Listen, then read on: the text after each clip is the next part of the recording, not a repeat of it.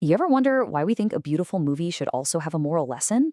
Or why we might, secretly judge someone's character based on their Spotify playlist? Well, it turns out that link between what we think is good art and what we think is a good person wasn't just something we figured out. It was actually invented.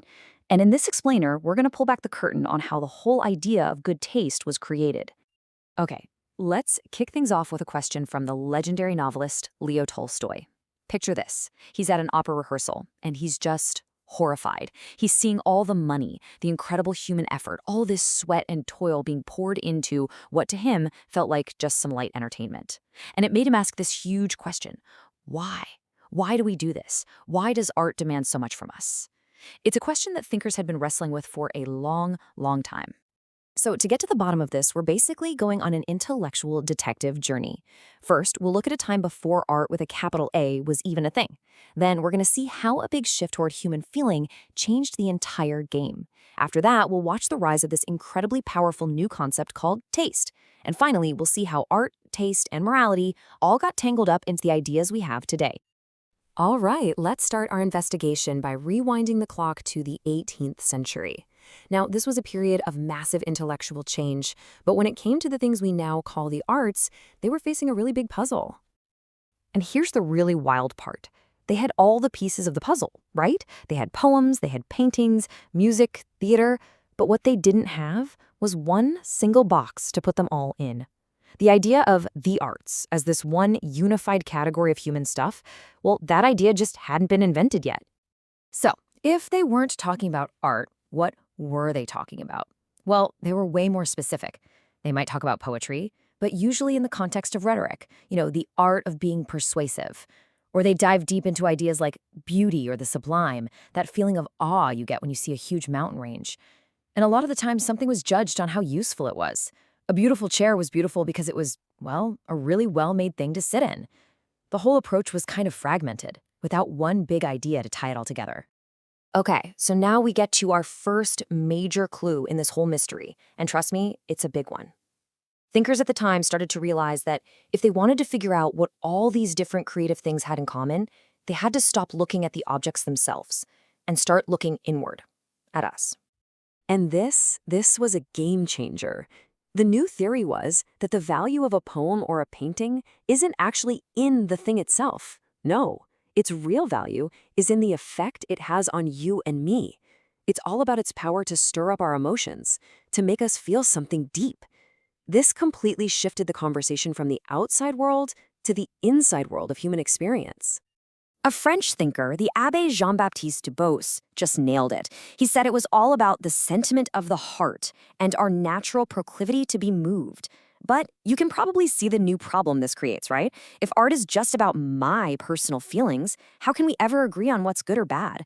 Doesn't it all just boil down to I like it and you don't? And this right here perfectly shows the huge tug-of-war they were dealing with. On one side, you have that raw, instant gut reaction, your feelings, your passions, what gives you pleasure. But on the other side, you've got the mind, which wants to step in and apply logic, judgment, and reason. They desperately needed some kind of bridge between our personal feelings and some kind of objective standard. And this brings us to the big aha moment in our story. To solve this whole problem of feeling versus judgment, 18th century thinkers dreamed up a single, elegant, and unbelievably powerful concept that would change absolutely everything. They called it taste, and they didn't just mean what you like or dislike. They thought of it almost like a new internal sense. So just like your sense of touch lets you feel the physical world, your sense of taste let you perceive the aesthetic, and this is so important, the moral qualities of the world. It was the thing inside you that could detect beauty, ugliness, virtue, and vice. So here's why taste was such a genius solution. It was both personal and universal at the same time. It starts as a private internal feeling. What you feel is what you feel. But, and this is the critical part, they believed it was something you could educate, refine, and perfect. It turned a subjective feeling into an objective skill that you could actually get better at. And with this brand new idea, a whole new set of social roles just popped into existence. An entire vocabulary appeared to describe the ideal person who had this amazing faculty. You could be called a man of taste, a true critic, a connoisseur. You were seen as a polished individual. All of a sudden, having good taste wasn't just about liking nice paintings. It was a serious marker of your social class and your intelligence. Okay, so let's get to our final section and see how this all clicks into place. Because this new idea of taste didn't stay confined to art galleries. It quickly exploded to become this massive force that shapes society itself. Because very, very quickly, having good taste became about so much more than just art.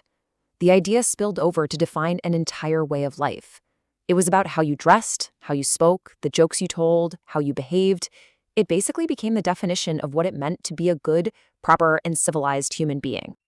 I mean, just look at the words they used. The exact same words used to praise good taste, perfected, refined, delicate, civilized, were also the exact words used to describe a virtuous and upstanding person.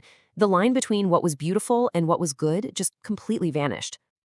The philosopher David Hume basically laid out the whole game plan for everyone to see. He argued that the best art and philosophy don't just lecture you on how to be good. Instead, their job was to allure us into the paths of virtue by making us feel the difference between right and wrong. The whole point was to use art, through our sense of taste, to literally train us to become better people. But this raises a really critical question, doesn't it?